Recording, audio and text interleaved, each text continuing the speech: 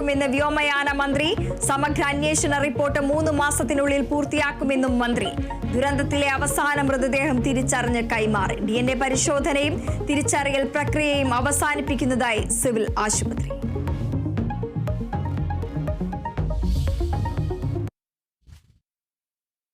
കോഴിക്കോട് നെല്ലിക്കോടിൽ കെട്ടിട നിർമ്മാണത്തിനിടെ മണ്ണിടിഞ്ഞൊരു മരണം. നിർമ്മാണ തൊഴിലാളിയുടെ മൃതദേഹം കണ്ടെത്തി. അപകടത്തിൽപ്പെട്ട 2 പേരെ നേരത്തെ രക്ഷപ്പെടുത്തിയിരുന്നു. നെല്ലിക്കാട് റീഗേറ്റ്സ് കമ്പനിയുടെ ഫ്ളാറ്റ് നിർമ്മാണത്തിനിടെയാണ് അപകടം. മണ്ണെടുത്തത് അനധികൃതമായെന്ന് പ്രദേശവാസികൾ. വാർത്തയുടെ വിവരങ്ങളുമായി അഭിന പി ചിറക്കൽ ചേരുന്നു. അഭിന, നെല്ലിക്കോടിലാണ് കെട്ടിട നിർമ്മാണത്തിനിടെ മണ്ണിടിഞ്ഞ് ഒരു മരണം. മണ്ണിനടിയിൽപ്പെട്ട 2 പേരെ നേരത്തെ തന്നെ രക്ഷപ്പെടുത്തിയിരിക്കുന്നു. ഇപ്പോൾ ഈ മണ്ണെടുത്തത് അനധികൃതമായെന്നാണ് പ്രദേശവാസികൾ പറയുന്നത്. മറ്റു വാർത്തയുടെ വിശദാംശങ്ങൾ.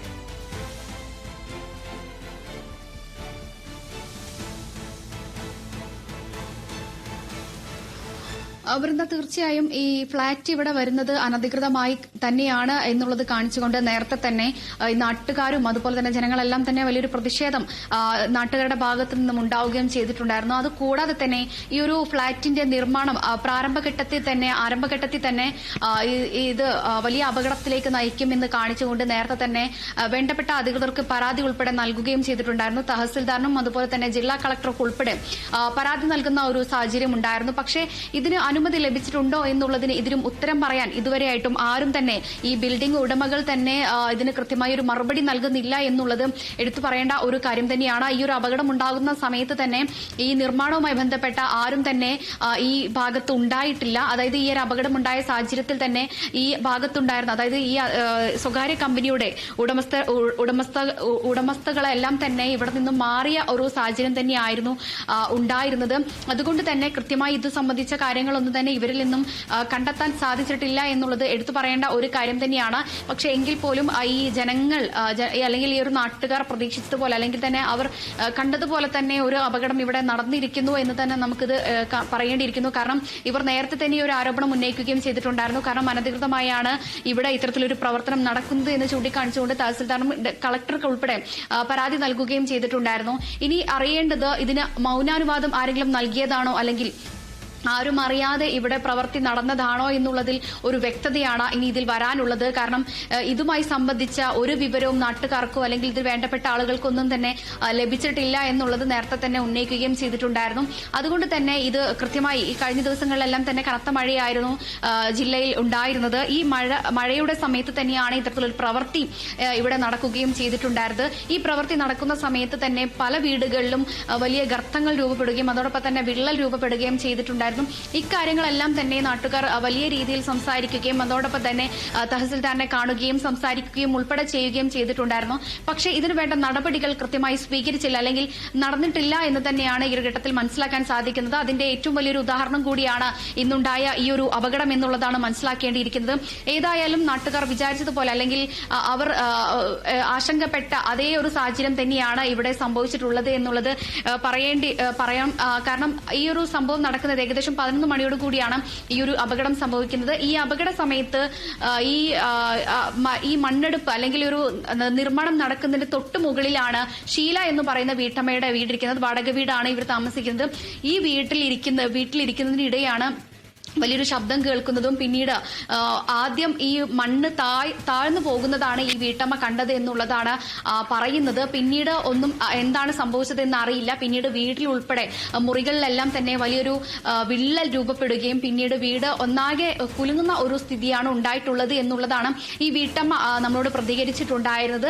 പിന്നീടാണ് ഇത്തരത്തിൽ വലിയൊരു അപകടം നടക്കുകയും ഈ വീട്ടിലേക്ക് പോകുന്ന റോഡ് ഉൾപ്പെടെ താഴേക്ക് പതിക്കുകയും ചെയ്തിട്ടുണ്ടായിരുന്നത്. ഈ ഒരു അപകടത്തിൽ 3 ആളുകൾക്കാണ്, ബംഗാൾ സ്വദേശികളായ 3 ആളുകളാണ് ഈ അപകടത്തിൽ പെട്ടിട്ടുണ്ടായിരുന്നത്. അതിൽ 2 പേരെ നേരത്തെ തന്നെ രക്ഷപ്പെടുത്തുകയും ചെയ്തു.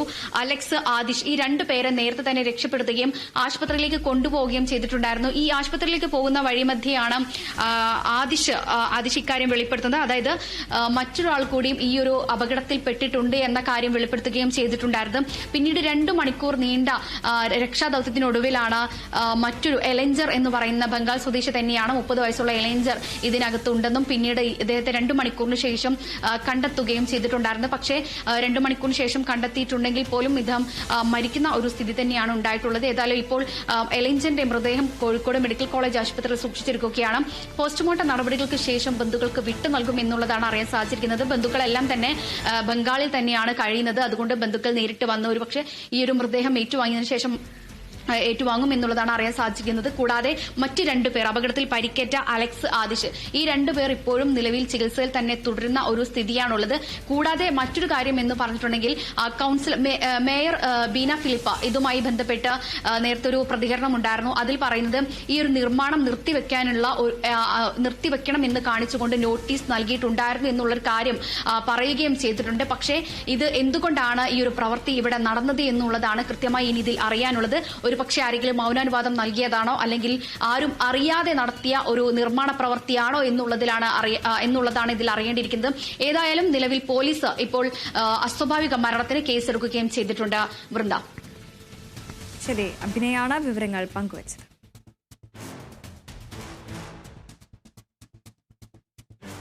സുംബ ദേശീയപരമായി അംഗീകരിച്ച കായിക വിനോദമാണെന്നും അക്കാദമിക് കാര്യങ്ങളിൽ ആജ്ഞാപിക്കാൻ ആർക്കും അധികാരമില്ലെന്നും വിദ്യാഭ്യാസ മന്ത്രി വി ശിവൻകുട്ടി.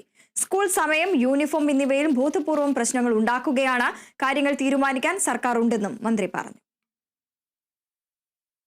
ഒരു സ്കൂളിൽ ഒരു പൊതുവിദ്യാഭ്യാസ വകുപ്പിൻ്റെ കീഴിൽ എന്തൊക്കെ കാര്യങ്ങൾ ചെയ്യണമെന്ന് സംബന്ധിച്ചിടത്തോളം അത് അക്കാഡമിക് കാര്യങ്ങളിൽ എന്ത് വേണം, നോൺ അക്കാഡമിക് കാര്യങ്ങളിൽ എന്ത് വേണം, അത്തരം കാര്യങ്ങളൊക്കെ തന്നെ തീരുമാനിക്കുന്നതിന് വേണ്ടി തിരഞ്ഞെടുക്കപ്പെട്ട ഗവൺമെൻറ്റുണ്ട്. ആ ഗവൺമെൻറ് തീരുമാനിക്കും. അല്ലാതെ ഇന്ന കാര്യം ചെയ്യണമെന്ന് ആജ്ഞാപിക്കാൻ വേണ്ടി ആരെയും ചുമതലപ്പെടുത്തിയിട്ടില്ല. ഇതിൽ ഈ സൂംബ നൃത്തത്തിൽ പങ്കെടുക്കുന്ന ലക്ഷക്കണക്കിന് വരുന്ന വിദ്യാർത്ഥിനികളെ ആക്ഷേപിക്കുന്ന രൂപത്തിലുള്ള പെരുമാറ്റമാണ് ഉണ്ടായിട്ടുള്ളത്.